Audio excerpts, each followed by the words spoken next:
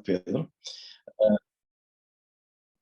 Hoje, então, nós vamos entrar no capítulo 17 deste Evangelho que o discípulo de Jesus, o apóstolo de Jesus, escreveu para nós, onde já vimos que a intenção de João é que nós possamos querer saber quem é Jesus e crer que ele é o Filho de Deus e assim, querendo, possamos ter então vida eterna no seu nome.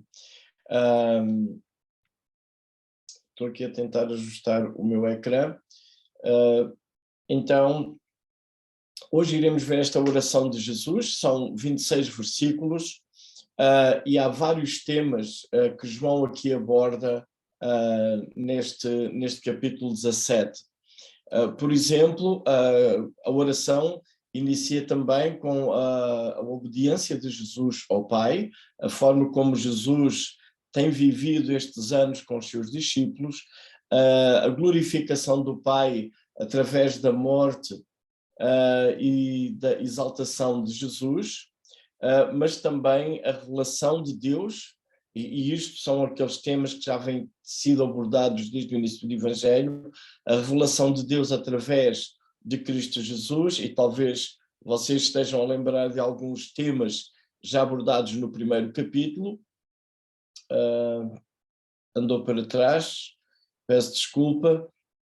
Depois também temos a escolha dos discípulos dentro do mundo, isto um outro assunto da oração, a missão dos discípulos no mundo, também pedido para que os discípulos sejam um, segundo o modelo da unidade que existe entre Jesus e o Pai, e também o destino final, digamos assim, o que irá acontecer no fim aos discípulos de Jesus. Então estes são alguns temas que cobrem aqui a oração de Jesus. A estrutura, a forma como a oração está organizada, podemos destacar 4 pontos, com alguns subpontos também aqui no segundo lugar. Primeiro, então, Jesus ora pela sua glorificação, e isto seria nos primeiros 5 versículos, nós já iremos fazer a leitura. Seguidamente, Jesus ora pelos seus discípulos, isto são talvez a parte mais longa, do 6 ao 19, e aqui temos 3 assuntos. Primeiro, razões, porque é que Jesus está a orar pelos seus discípulos. Depois, ele ora por proteção, ora também por santificação. Depois, Jesus ora, a partir do versículo 20, por outros que vierem a crer, não aqueles que estavam lá, mas aqueles que vierem crer por testemunho destes discípulos. E depois também uma oração para que todos acabem por ver a sua glória junto do Pai. Então, pedia para fazermos a leitura destes primeiros 19 versículos em 2 quadros, e eu peço, por favor, para lerem do versículo 1 até ao 19. Lá, então, ler João 17, 1 a 19, diz assim: Isso. Tendo Jesus falado estas coisas, levantou os olhos ao céu e disse: Pai, é chegada a hora, glorifica a teu Filho, para que o Filho te glorifique a ti. Assim como lhe conferiste autoridade sobre toda a carne, a fim de que ele conceda a vida eterna a todos os que lhe deste, e a vida eterna é esta, que te conheçam a ti, o único Deus verdadeiro, e a Jesus Cristo, a quem enviaste. Eu te glorifiquei na terra, consumando a obra que me confiaste para fazer. E agora glorifica-me, ó Pai, contigo mesmo, com a glória que eu tive junto de ti, antes que houvesse mundo. Manifestei o teu nome aos homens que me destes do mundo.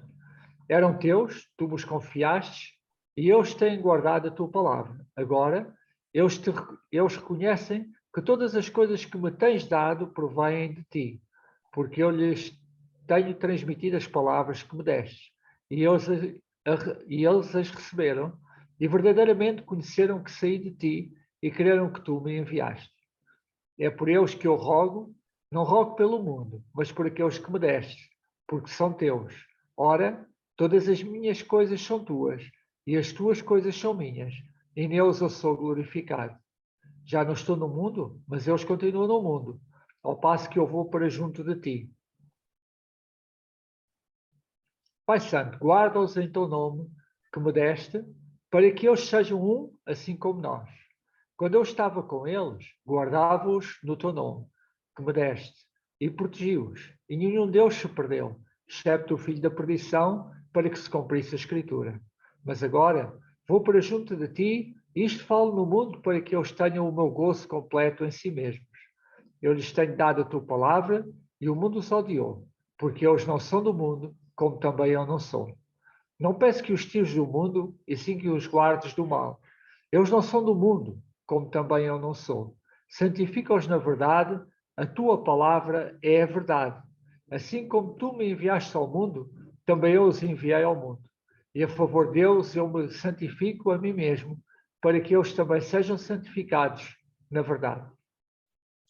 Okay, obrigado, João Paulo.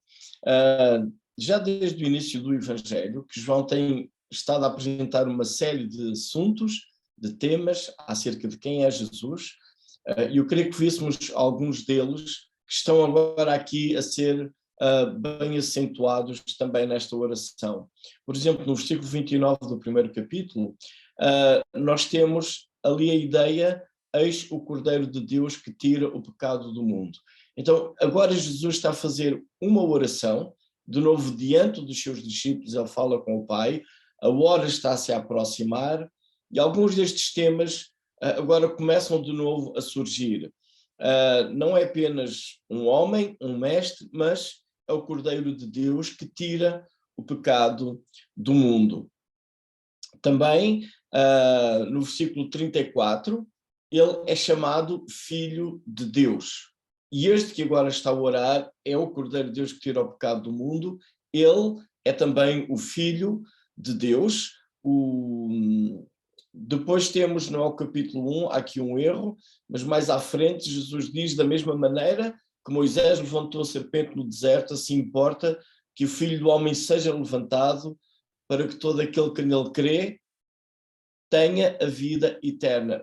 Temos já aqui, por lápis tenho ali o capítulo 1, não é o capítulo 1, mas já temos ali uma informação mais à frente de como Jesus iria morrer, e temos aqui a semelhança, a uma comparação daquilo que aconteceu no Antigo Testamento com Moisés, e a ênfase com que João dá no seu Evangelho, para que todo o que nele crê tenha a vida eterna. Este momento está a aproximar-se, não é? Ou no capítulo 6. Este é o pão que desceu do céu. Aquele que comer este pão viverá eternamente. Isto no capítulo 6.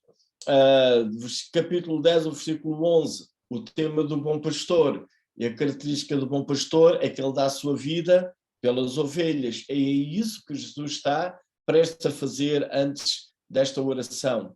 Ou até mesmo a profecia feita por um homem que nem se tinha a noção do que estava a acontecer, no capítulo 11. Eu tenho aqui apenas o excerto desta passagem do 49 ao 52, em que o sumo sacerdote diz que vem que morra um só homem pelo povo e que não venha a perecer toda a nação. Ora, depois João explica que ele profetizou que Jesus estava para morrer pela nação, e não somente pela nação, mas também para reunir num só corpo os filhos de Deus que andam dispersos. Então aqui a ideia de crer em Jesus não fica apenas circunscrita ao povo judaico, ou a Israel, ou uma descendência física de Abraão, mas a todos os filhos de Deus que andam dispersos, e começa a ter a ideia também de um só corpo, este grupo de pessoas redimidas que creem em Jesus e têm a vida eterna. E este momento, então, ele está a chegar. Então, há também esta mudança no Evangelho da hora. E, de novo, nós temos aqui neste texto a forma como Jesus inicia a sua oração: Pai, é chegada a hora. Para relembrar, nos primeiros capítulos do Evangelho, tem ali o capítulo 2, o 7, o capítulo 8, há uma repetição de que algumas coisas iriam acontecendo, eram propostas a Jesus, mas a sua hora não era chegada. A partir do capítulo 12 e o 13, e agora aqui no 17, começa a haver a repetição de que a sua hora é chegada. Então, daí esta mudança, as coisas começam a precipitar-se. E lendo o Evangelho, então temos que ter a noção que o volume de conteúdo, portanto o volume de texto e de capítulos, é assimétrico. Deste capítulo 13 em diante, o tempo cronológico é muito mais curto, mas temos muito mais informação narrativa. Porquê? Precisamente porque a hora está a chegar e João dá com muito mais detalhe estes últimos tempos da vida de Jesus do que propriamente os anos, um grande grupo de anos do ministério de Jesus. E este tema da vida eterna, ele tem sido muito importante ao longo do Evangelho, e agora Jesus, na sua oração, ele volta a enfatizar esta ideia de vida eterna. Então, onde notar que esta oração, ela está como que envolvida no tema do Pai glorificar o Filho e o Filho glorificar o Pai. Temos isso logo nas primeiras palavras de Jesus: glorifica o teu Filho, para que o Filho te glorifique a ti. E depois também no versículo 22, no versículo 24, um pedido para que os discípulos vejam a glória de Jesus, porque ele tem transmitido a glória a eles que o Pai tem dado. E este tema de vida eterna, ele volta aqui a ser apresentado agora com uma definição que creio que às vezes é ligeiramente diferente daquilo que nós temos na nossa mente. Jesus, então, ele no versículo 3, ele define assim vida eterna. A vida eterna é esta: que te conheçam a ti, o único Deus verdadeiro, e a Jesus Cristo, a quem enviaste. Então aqui a definição de vida eterna, nesta oração de Jesus, não tem aquela ideia que às vezes associamos de viver para sempre. A ideia aqui é bem mais profunda do que isso. É conhecer este Deus verdadeiro e a Jesus. E de novo aqui, conhecer o Pai e o Filho. Não sei se recordam que os discípulos perguntaram a Jesus: mostra-nos o Pai, e Jesus diz: mas estou há tanto tempo convosco que ainda não vistes o Pai, eu e o Pai somos um. A unidade que existe entre Jesus e o Pai. E agora, o que é vida eterna é conhecer. Este conhecer não é aquela ideia de conhecer, de ter informação acerca de, não é alguém ter informação acerca de Deus. Este conhecer, este Deus verdadeiro, não é alguém que lê uma teologia sistemática, por exemplo, acerca de Deus Pai, acerca de Deus Filho, acerca de Deus Espírito Santo. Conhecer o Deus verdadeiro não é saber todos os atributos de Deus e tudo aquilo que Deus pode fazer. Isso não é este âmbito de conhecer. Conhecer é relacionar-se com Ele. É um conhecer de intimidade, de passar tempo com Ele. E esta é a luta que João tem tido para tentar definir o que é crer.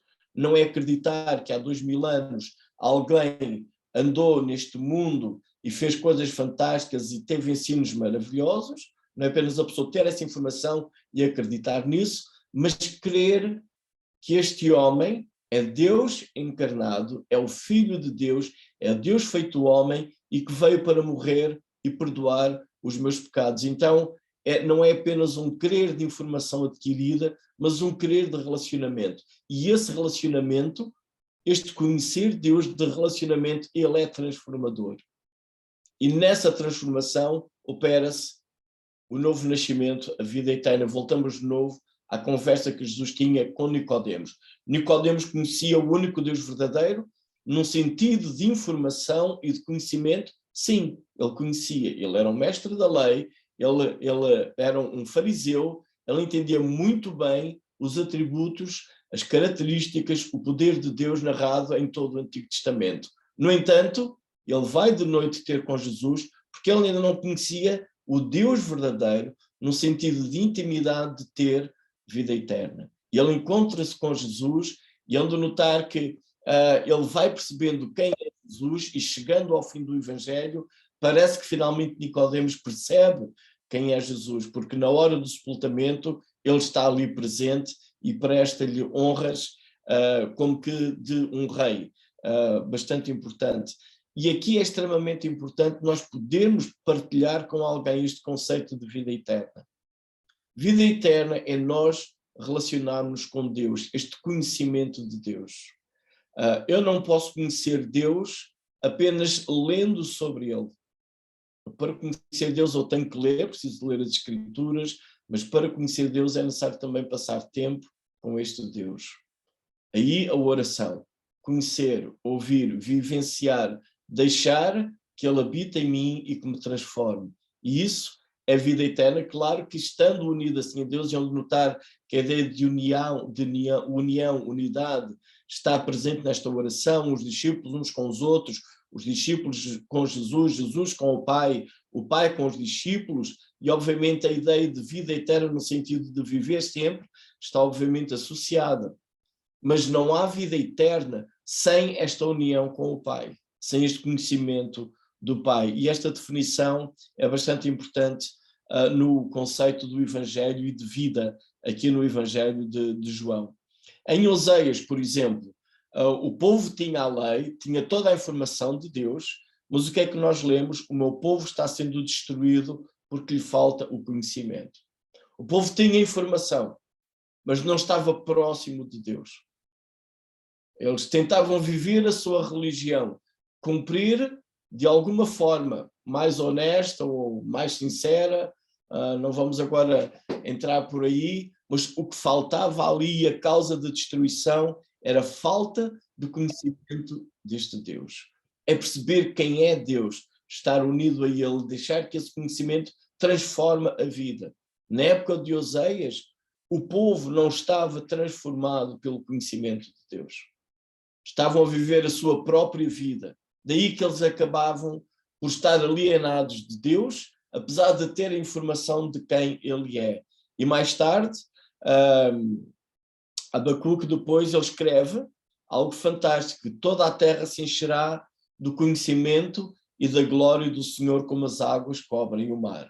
E neste momento esta oração que Jesus está a fazer é precisamente essa, que conheçam a ti o Deus verdadeiro e vejam a tua glória. E quando o ser humano, alienado de Deus pelo pecado, percebe quem é o Pai, percebe quem é Deus, que Jesus veio revelar, e vendo a Ele, compreendendo a Ele, percebemos quem é o Pai, e decidimos ficar unidos a este Deus, essa conversa que Jesus teve com Nicodemos do novo nascimento, em que o Espírito de Deus vem habitar em nós, acontece, vida eterna acontece. Então a terra será cheia, se encherá de conhecimento e glória do Senhor, como as águas cobrem o mar.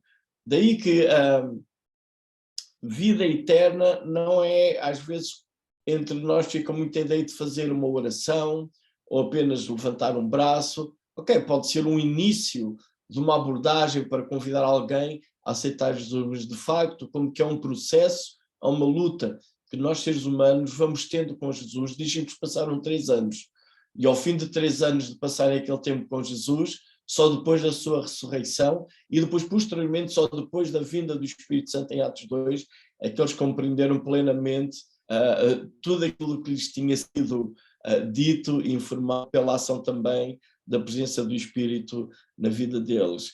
Então, este desafio para conhecer Deus é extremamente importante. Um teólogo chamado Donald Carson, ele escreve uma frase que eu achei interessante, ele diz então que conhecer Deus é ser transformado e introduzido a uma vida que não pode ser experimentada de outra forma.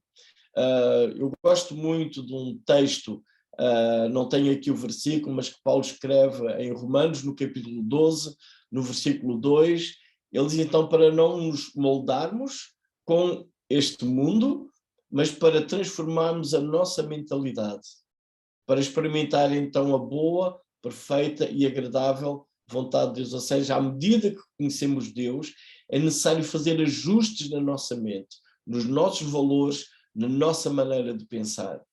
Então, de facto, é um processo pelo qual nós temos que passar. Esta ideia de novo nascimento envolve uma dimensão espiritual, mas também a nossa própria forma de pensar, os nossos valores, as nossas atitudes. É algo extremamente profundo e isto tem que estar incluído também na mensagem do Evangelho. Quando João escreve a sua primeira carta, acho muito interessante como ele explica isto. Então diz, também sabemos que o Filho de Deus é vindo e nos tem dado entendimento para o reconhecermos o verdadeiro. E estamos no verdadeiro, em seu Filho Jesus Cristo. Este é o verdadeiro Deus e a vida eterna. Então, agora aqui, vida eterna é Jesus. O verdadeiro Deus é Jesus. E conhecer este Deus, estar unido, estar ligado a Ele, é ter vida eterna. Não é possível vida eterna apenas pensando que alguma questão de mágica vai acontecer. Esta união íntima, intensa entre nós e este Deus que criou o universo e que nos ama. E Jesus queria destacar 2 assuntos na oração que Jesus faz pelos seus discípulos. Do versículo 11 até ao 16, ele pede proteção, que os proteja, porque nós não somos daqui, os discípulos não são do mundo, mas vão estar cá, são enviados, vão ter que estar em contacto com este mundo. Portanto, a ideia de ficarmos isolados do mundo para seguir Deus não cabe dentro deste conceito da oração de Jesus. E notem que Jesus contrapõe com a ideia de santificação. Então, a santificação não acontece quando os discípulos de Jesus se isolam do mundo. Santificação tem que acontecer com os discípulos de Jesus estarem presentes no mundo. Eles não são de lá, mas são ali enviados. E é nessa luta de estar em contacto com aqueles que não creem, que têm outro estilo de vida, que têm outra mentalidade, é nesse ambiente hostil, digamos assim, que a santificação deve acontecer. A tendência parece que existe entre nós hoje, e se olharmos também para a história da Igreja, é o do isolamento.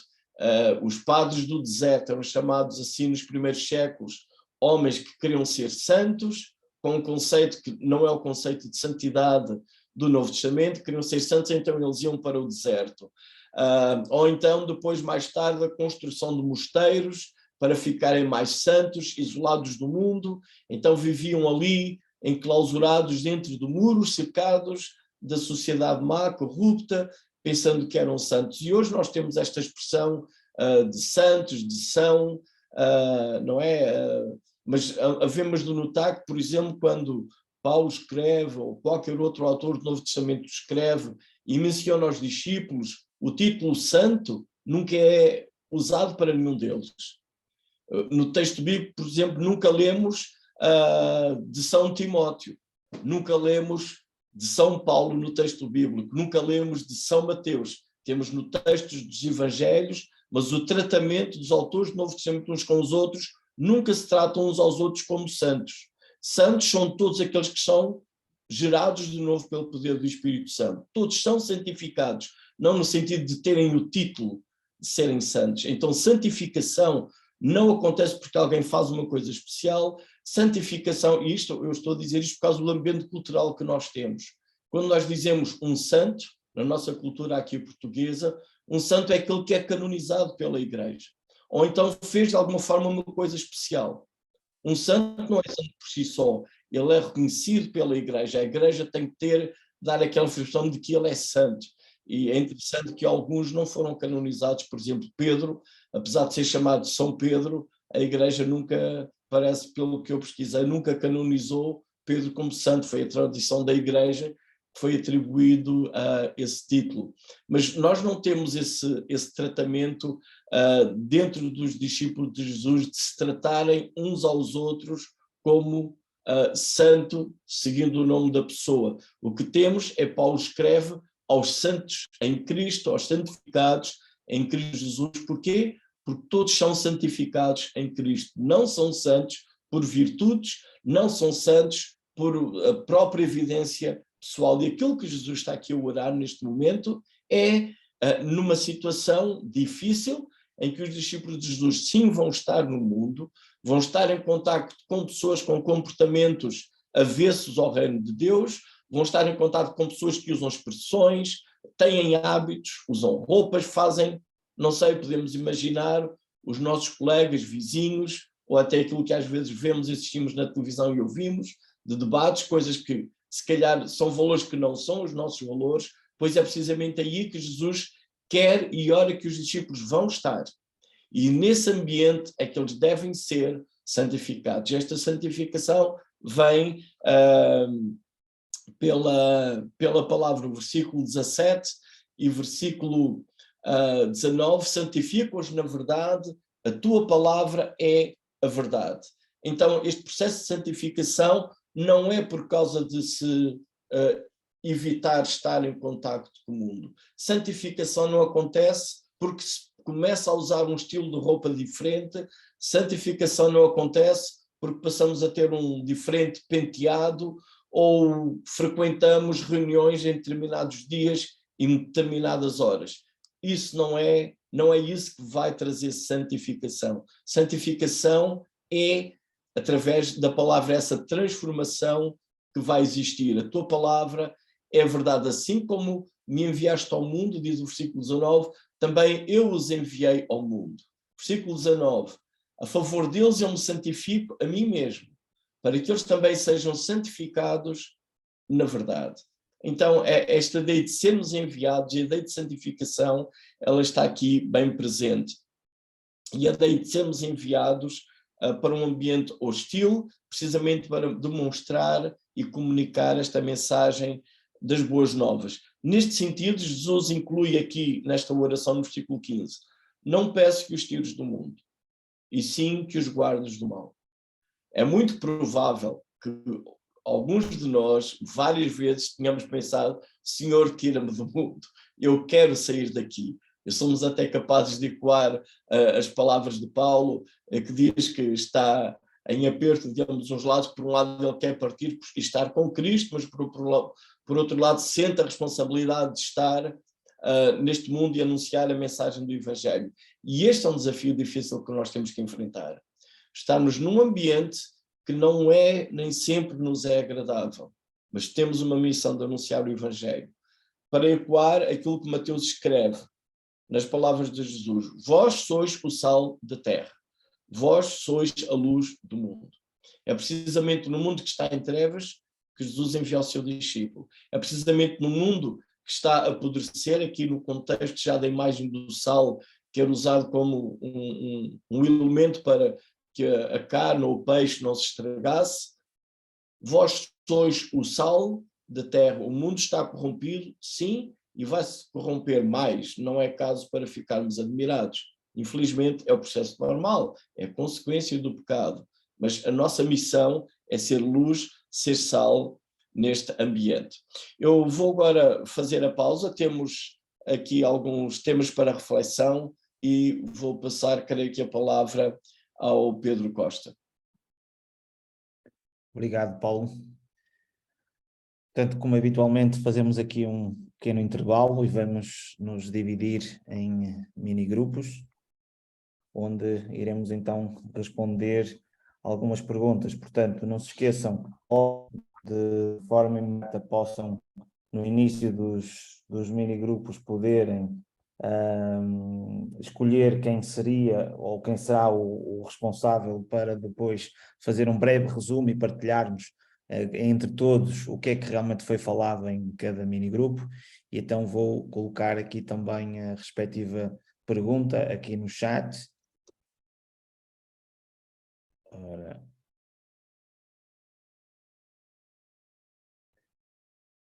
E então as perguntas são as seguintes. Dos diferentes temas abordados na oração de Jesus, identifica quais os mais desafiantes para nós, para que essa oração seja respondida. Que passos concretos podemos dar nesta quadra natalícia, cooperando com Deus para uma resposta positiva a esta oração?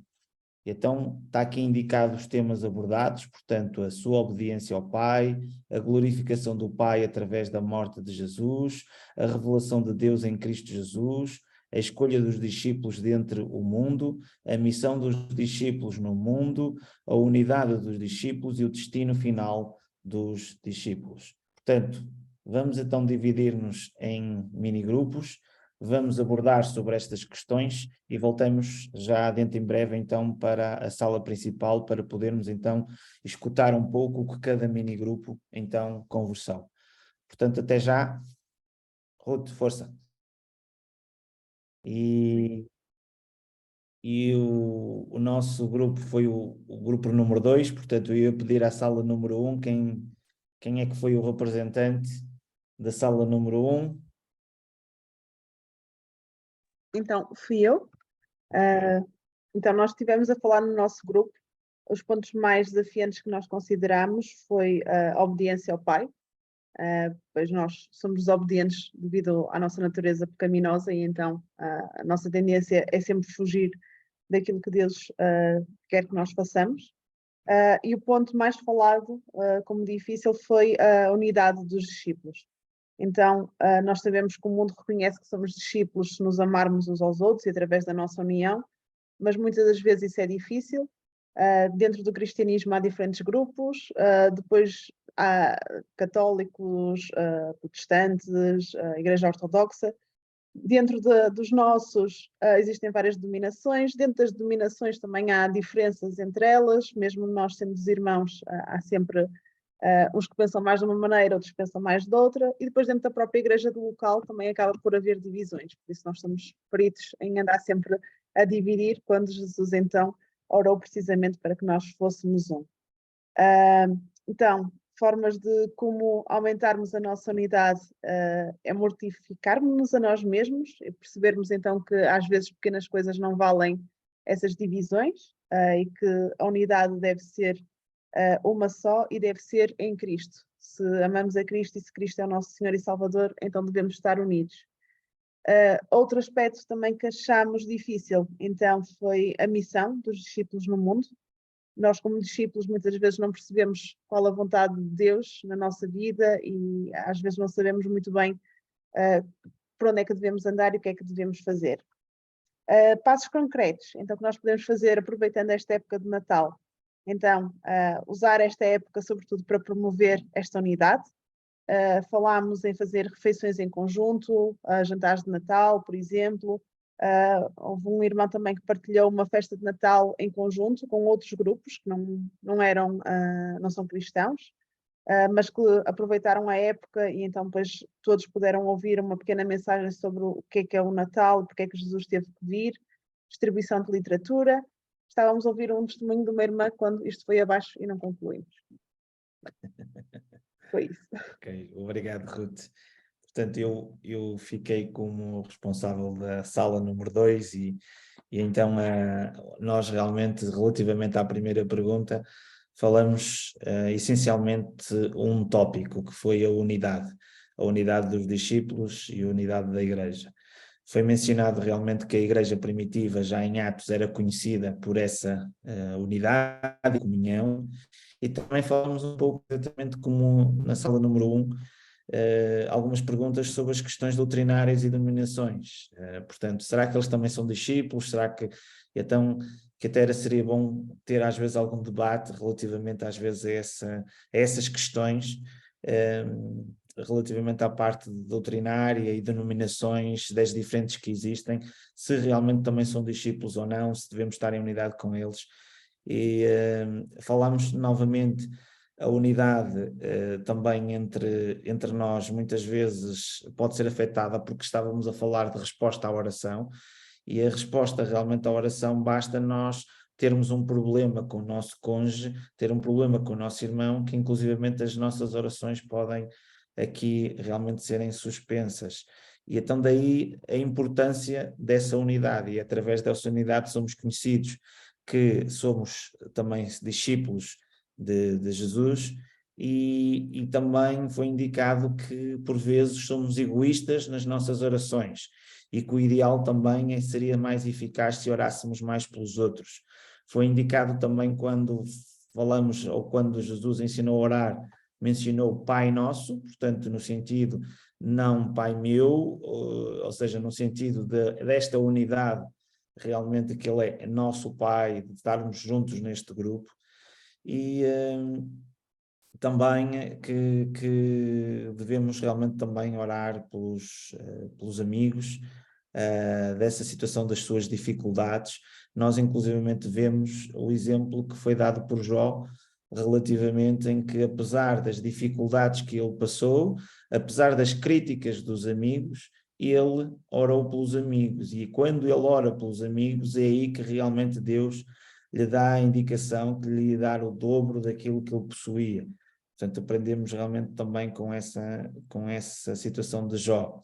Relativamente à segunda pergunta, aqui já ficamos um pouco com menos tempo, então verificamos que os passos a dar nesta altura é uma altura muito propícia, porque é a altura que nós estamos unidos com familiares, com amigos, mas também que podemos ir para a rua, distribuir literatura, calendários, pulseiras, e pode-se realmente fazer isto como forma de dar uma prenda às pessoas e podermos apresentar-lhes assim o Evangelho. Também foi indicado que podemos também convidar, às vezes, algumas pessoas que nós conhecemos ao nosso redor, que por vezes estão sozinhos, pessoas sozinhas que estão nesta altura de Natal a viver dessa forma. Portanto, falamos de irmãos às vezes de Angola, do Brasil, que às vezes estão ao nosso redor, e então a nós o facto de colocarmos mais um prato na mesa e podermos ter uma outra pessoa realmente connosco, serve também aqui de testemunho para o amor de Deus a essas pessoas. Portanto, foi basicamente isto, um resumo daquilo que nós abordamos. Vamos então para a segunda parte do estudo, relembrando mais uma vez que no chat tem lá a indicação do IBAN e do MBWay do nosso irmão Paulo Oliveira, que os irmãos realmente possam sentir-se tocados no sentido de poder ofertar para que o nosso irmão Paulo possa, aqui também nesta altura natalícia, ser também recompensado por o esforço que teve realmente em preparar estes estudos até aqui. Eles ainda não terminaram, ainda vamos continuar a partir de janeiro, mas, portanto, têm aí uma forma de poderem também ajudar o nosso irmão desta forma. Portanto, vamos então passar novamente para ele, para Guimarães novamente. Portanto, aqui pela A3, chega-se lá no instante e faça a palavra ao nosso irmão Paulo Oliveira. Ok. Obrigado, Pedro. Então, vou partilhar aqui os meus slides e vamos fazer então a nossa segunda leitura aqui do fim do resto do capítulo 17 desta oração de Jesus. Ok, Paulo. Então vamos lá. Agora de versículo 20 a 26, que diz: não rogo somente por estes, mas também por aqueles que vierem a crer em mim por intermédio da sua palavra, a fim de que todos sejam um, e como és tu, ó Pai, em mim e eu em ti, também sejam eles em nós, para que o mundo creia que tu me enviaste. Eu lhes tenho transmitido a glória que me tens dado, para que sejam um, como nós o somos. Eu neles e tu em mim, a fim de que sejam aperfeiçoados na unidade, para que o mundo conheça que tu me enviaste e os amastes, como também amastes a mim. Pai, a minha vontade é que onde eu estou, também estejam também comigo os que me deste, para que vejam a minha glória que me conferiste, porque me amaste antes da fundação do mundo.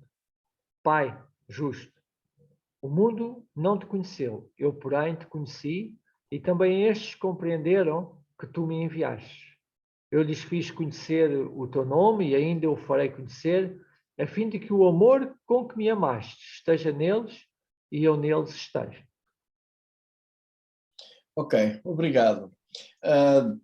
Esta segunda parte tem de novo algumas ênfases que já têm sido mencionadas ao longo do Evangelho, também na primeira parte da oração.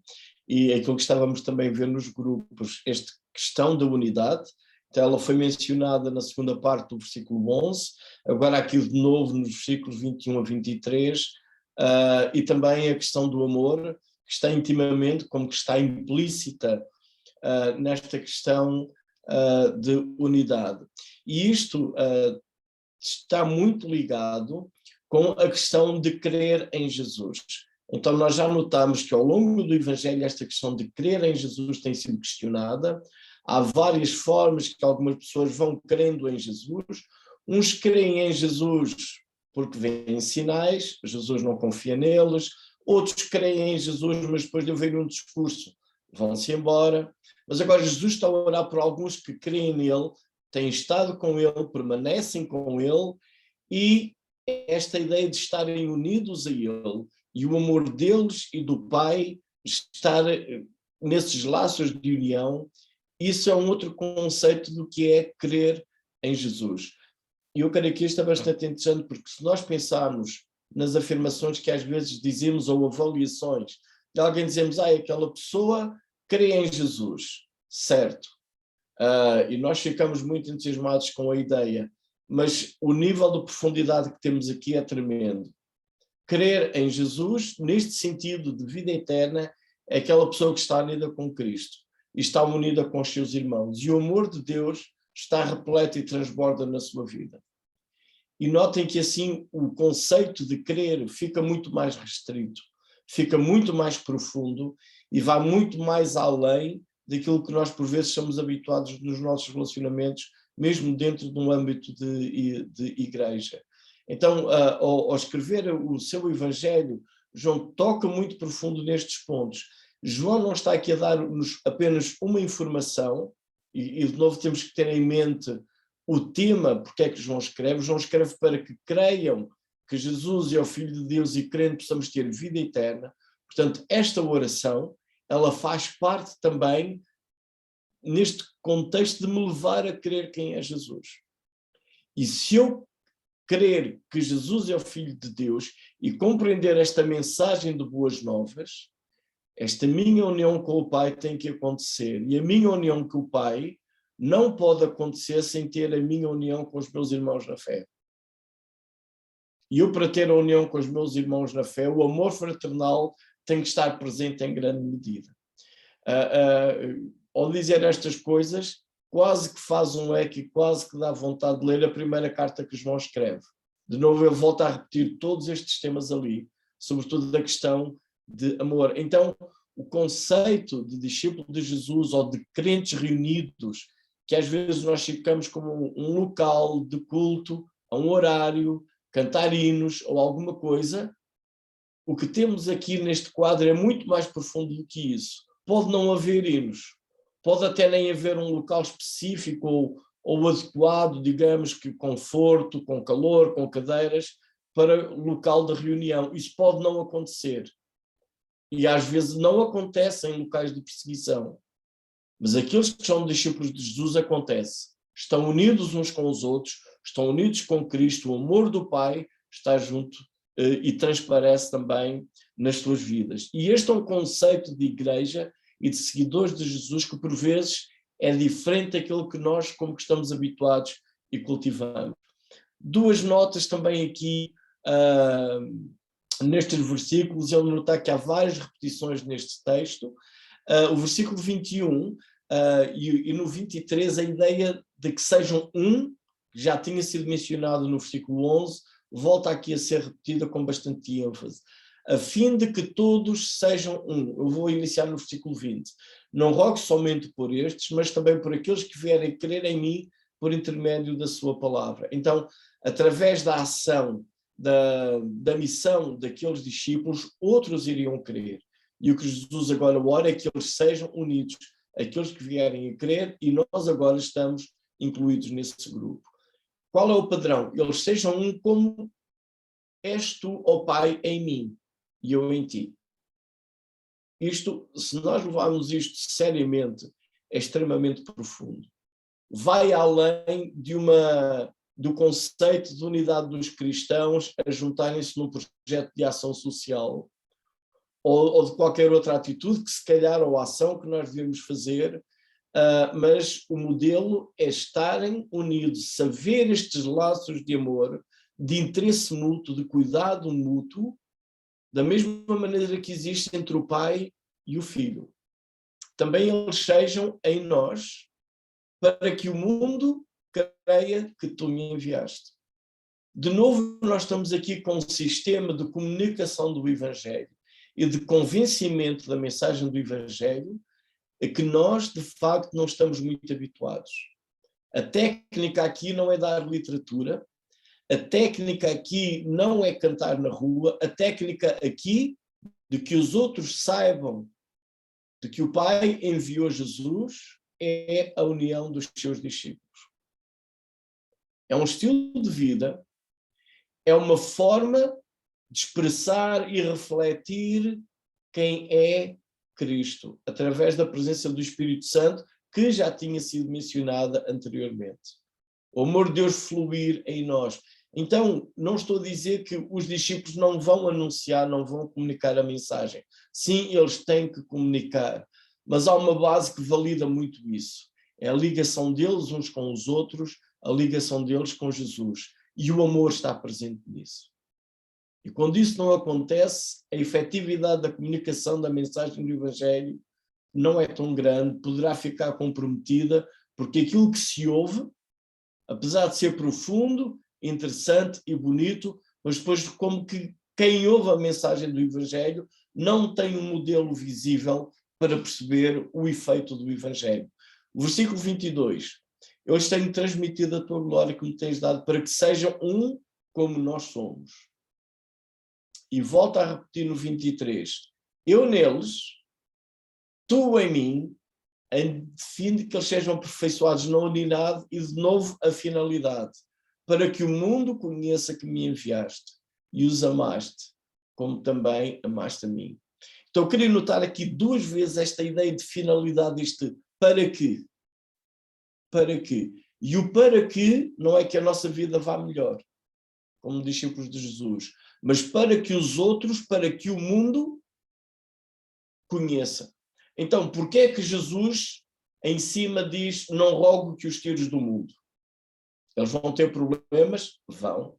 Mas é precisamente nesse mundo, e esse mundo onde eles têm problemas, que eles precisam de estar, que eles precisam de vencer as amarguras, as críticas, as ofensas, as questões entre eles, para que o amor cresça entre eles e cubra todas essas diferenças, para estarem unidos uns com os outros, para estarem unidos connosco, para que o mundo agora veja e creia que Jesus foi enviado e conheça que o Pai amou o Filho e o Filho amou os seus discípulos, e esta mensagem de amor também e de salvação é transmitida ao outro. De novo no versículo 26, e Jesus termina aqui a sua oração.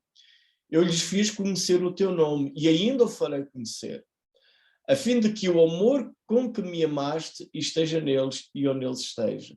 Agora, de novo, aqui uma finalidade. Jesus deu a conhecer o nome para quê? Para que o amor esteja presente. É verdade que Jesus esteve com os seus discípulos, fez os sinais, e João relata os sinais. Jesus deu ensino, e João relata-nos também o ensino de Jesus. Mas há uma coisa mais que aconteceu. Jesus demonstrou o que é amar, o que é perdoar, o que é viver o reino de Deus. Jesus demonstrou o que é ter uma nova mentalidade de acordo com o reino dos céus, e não apenas a informação e os sinais convenceram os discípulos, mas a própria pessoa de Jesus convenceu-os de quem ele era. Essa missão agora cabe a nós, de sermos igualmente transformados, unidos uns com os outros, unidos com ele, para que o mundo saiba quem é Jesus. E eu creio que quando nós pensamos em oração e resposta à oração, sempre pensamos que nós fazemos um pedido e Deus vai dar a resposta. Aqui, nesta oração que Jesus faz, eu creio que uma resposta a esta oração de Jesus, como que passa por mim, passa por cada um de nós. Eu, ao cultivar, ao trabalhar neste sentido de estar unido com os meus irmãos na fé, deixar que o amor de Deus transpareça em mim, eu estou a responder, ou estou a ser colaborador do meu Pai do céu nesta resposta, neste pedido que Jesus fez. Então, é um desafio tremendo para nós. Isto faz parte de ser discípulo, faz parte do crer e faz parte da missão de anunciar o Evangelho. Não podemos contornar a isso. É mais fácil fugir a isto e elaborarmos uma liturgia complexa. Temos alguns rituais com momentos em que ficamos sentados, ou momentos em que ficamos em pé, ou ter um horário específico para a igreja se reunir em oração. Algumas coisas disso é mais fácil nós elaborarmos tudo isso do que conseguimos ultrapassar estas diferenças, o nosso orgulho, moldar o nosso caráter, esta imagem de Cristo, e deixar, como Paulo escreve noutro lugar, agora não sou eu que vivo, mas Cristo vive em mim. Ou seja, de outra maneira, o que Paulo está a escrever naquele lugar é aquilo que Jesus está aqui a orar. Cristo vivendo em Paulo, ele vivia perfeitamente unido e amava os seus irmãos na fé, a ponto de dar a sua vida. E ele foi a Jerusalém sabendo que ia morrer, por exemplo. E isto é algo desafiante para nós. Se queremos usar o Evangelho de João como uma ferramenta do Evangelho, uma pergunta que eu devo fazer a mim próprio é: o quanto os outros veem Cristo em mim? Esta é uma pergunta que assusta. Não é o quanto os outros ouvem de Cristo através de mim. Isso é importante. Eu devo fazer, eu posso fazer, eu devo falar. Mas mais é o ser. E esse é o problema. Por causa da minha fé em Cristo, da minha entrega completa a Ele, da presença do Espírito Santo na minha vida, a transformação acontecer, e os que não conhecem a mensagem do Evangelho poderem ver o que é alguém que é discípulo de Jesus. É um desafio tremendo que está à nossa frente. Ou seja, a definição de crer em Jesus passa por quem eu sou, por quem nós somos. E este amor de Deus estar em nós e encher assim também o nosso coração. Acho que já foi até mencionado num dos grupos este texto, no capítulo 13, 35. Nisto todos conhecerão que sois meus discípulos, se tiverdes amor uns pelos outros. Então esta ideia dos discípulos de Jesus, daqueles que creem em Jesus, terem este transbordar de amor e estarem assim unidos uns com os outros e com Cristo, portanto isto vai muito mais além do que ações que nós podemos fazer no sentido de unidade. Claro que devemos fazer e cultivar esses laços, mas vai muito mais além, é muito mais profundo. Não é visível em atos de cosmética, digamos assim, é visível em atitudes do dia-a-dia. Queríamos convidar de novo a ler esta oração, não vamos ler agora, mas onde Jesus expressa o seu coração aberto para connosco hoje. Ele diz não somente aqueles, mas aqueles que viriam a crer. E que nós possamos ir diante do nosso Deus e Pai e questionarmos a nós próprios. Tenho contribuído? Tenho estado assim unido ao meu Deus e Pai? Tenho tido esta intimidade com Cristo? Como é que eu relaciono com os meus irmãos? Até que ponto amigos, vizinhos ou na igreja conseguem perceber em mim, na minha maneira de ser, nas minhas atitudes, nas minhas palavras, quem Cristo é? É um desafio tremendo que Jesus deixa connosco para podermos transmitir de facto o que é vida eterna. Vida eterna é que o conheçam a ti, o Deus verdadeiro, e a Jesus Cristo, a quem enviaste. E estamos nesta época de Natal, em que lembramos este processo do envio de Jesus ao mundo, com o seu nascimento, e é uma boa oportunidade para nós avaliarmos a nós mesmos e aproveitarmos também para levar esta mensagem a outros. Que o Senhor abençoe a todos vocês, tenham um santo Natal, e se não nos virmos, olha, fica já também votos de um bom ano. Então voltaremos depois para janeiro com o resto do Evangelho de João, mas eu deixo aqui como um desafio que possamos pensar nesta questão de uma forma muito mais séria e profunda, de estarmos unidos com Cristo, uns com os outros, e estes laços de amor que se possam fazer sentir em nós como ferramenta também para anunciar o Evangelho. Obrigado, Paulo. Temos aqui também uma pergunta, mas como falaste, não é o Natal que é santo, nós é que somos santificados. Mas a pergunta que está colocada aqui no chat indica-nos que foi feita pelo nosso irmão Samuel. A unidade e a santidade podem ser antagónicas, sem limites? Por outras palavras, se estabelecer unidade com um adorador de ídolos, não prejudico a minha santificação?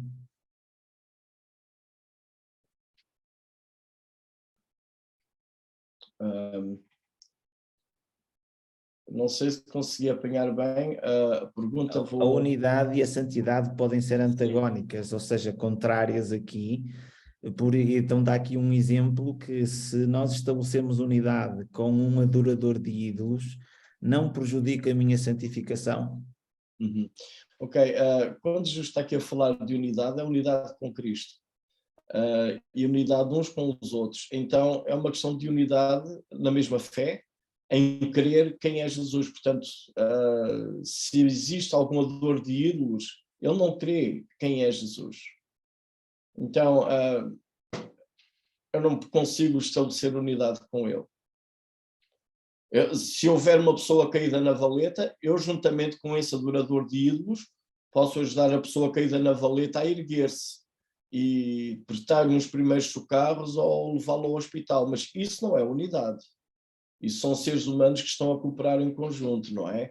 Como também, quando eu vou comprar o pão, alguém está a cooperar comigo a fazer pão para mim e eu vou lá comprá-lo. Portanto, isso não significa que eu esteja unido com uma pessoa. Aliás, eu nem sei se o padeiro é um pagão, é espírita, ou o que é que ele andou a fazer com a farinha antes de meter no forno ou depois dela sair do forno. Eu não tenho a mínima ideia disso. Eu vou lá e compro.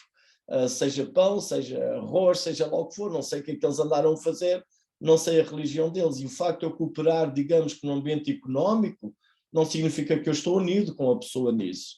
Agora, o que tem aqui unidade é quando eu estou unido com Cristo, porque Ele habita em mim através da presença do Espírito Santo, e esta união acontece com o meu irmão. Portanto, isto não acontece com quem não tem fé. Podemos, se calhar, fazer coisas de mãos dadas, mas isso não é unidade.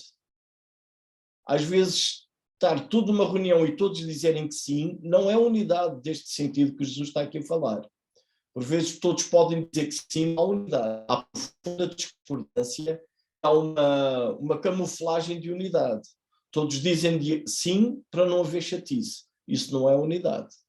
Unidade é quando, e foi mencionado até num dos grupos, a narrativa da igreja em Atos.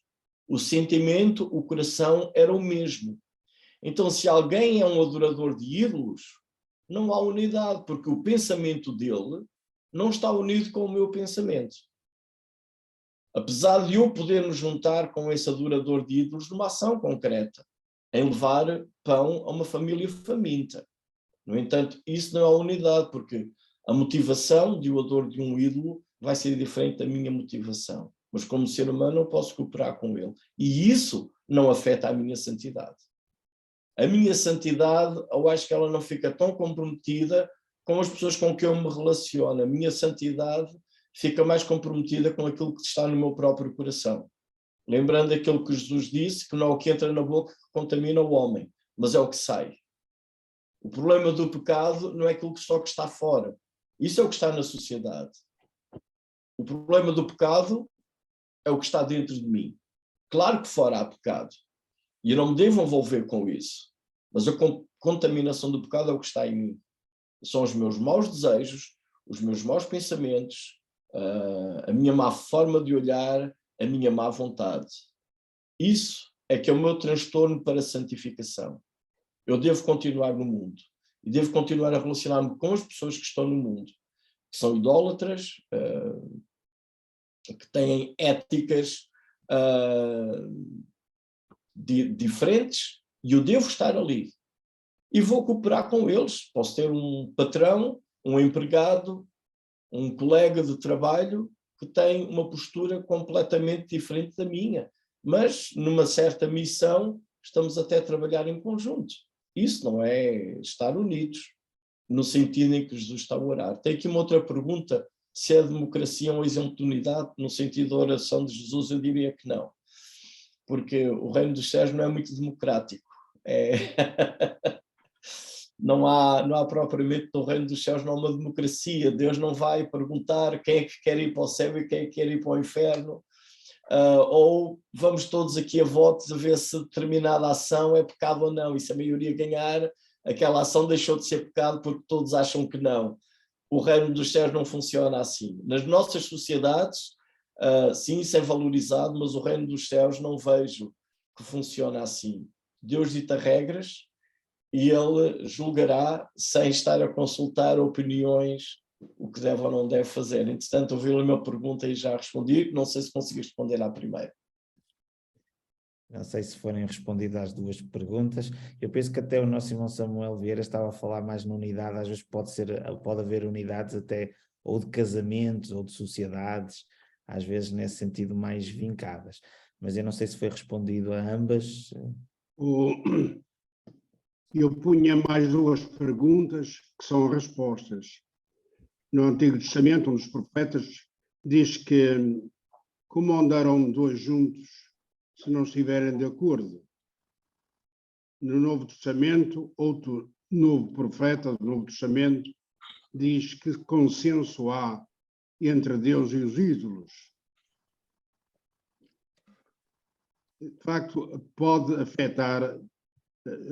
Gostei mais da resposta número 2, da resposta da segunda parte. De facto, eu creio que pode afetar se nós cedermos às suas práticas. Mas que devemos cooperar, já é outra palavra, com as pessoas daquilo que devemos cooperar, principalmente daquilo que é de anunciar o Evangelho. Eu e a minha mulher fazemos muitas visitas, ou fazíamos, agora fazemos menos. E havia casas de católicos que pediam para nós orar, e nós orávamos. Nas casas desses casais, um deles até ela era católica e ele não sabe o que é que era, não é? Era a religião dele. E orávamos com eles e por eles. Isso nos chama, de facto, unir, mas chama-se cooperar na sua necessidade de esclarecimento, etc, etc. Agradeço, tenho apreciado muito os estudos bíblicos, aprendi muito e que no ano 2023 continue, que o irmão Paulo continue com esta trabalheira toda a adorar estes velhotes todos. Sou eu que sou velhote. Obrigado. Ok. Vamos então terminar com uma oração.